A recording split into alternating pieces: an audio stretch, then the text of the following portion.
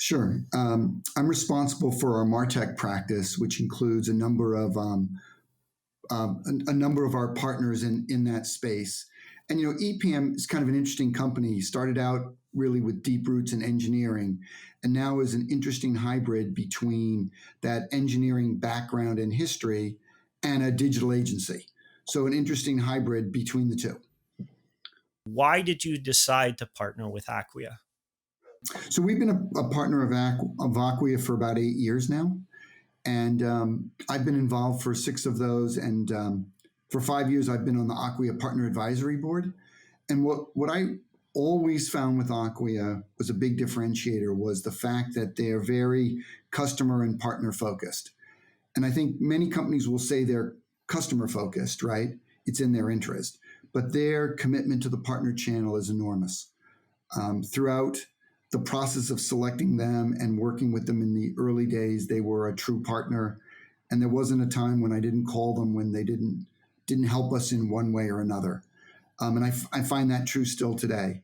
And I think clients more and more expect the technology provider, in this case, Acquia, and us, EPAM, to work together to their interest. And they've been a great partner in that regard over and over again.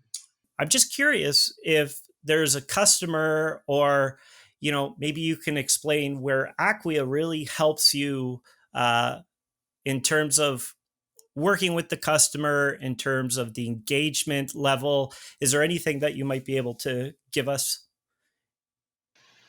Yeah, I can think of a couple of cases. I think that Acquia recently has expanded their product set, right? They've added 2 or 3 new products. It's pretty exciting. EPAM has been early adopters of most of them.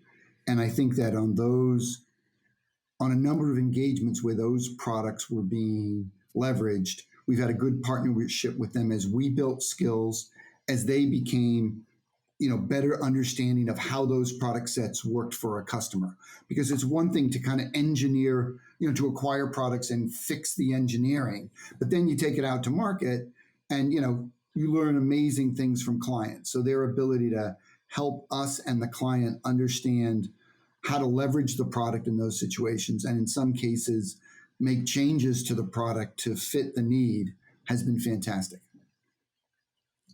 I've seen recently another vendor with, I would almost say, a failed MVP.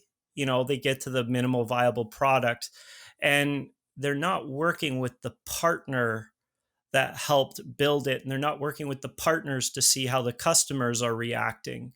With Acquia, what's kind of that back and forth when you're seeing like new features and functionality? Where have you really seen Acquia show some strength there? I think one place is on the partner advisory board, where they've always looked at the agenda around not just speaking to us as the advisors, but actually asking us questions and allowing us to provide feedback. They've showed us future roadmaps. I remember one year they had a roadmap for the year, and they asked us to prioritize the various features they were thinking about asking, or they were thinking about implementing. They asked us to provide some priorities around them. They did the same with customers, and then put that together with their own thinking and decided on the final roadmap, which they then shared back to us. So I think the idea of combining what the customers think they need, what we think we need, and what the engineering teams at Acquia and product managers think, putting that all together and kind of putting it together in a way that really improved the direction of the product, right? As opposed to saying, here's the roadmap, and we want you to go out and promote our roadmap. I think there's one example for sure.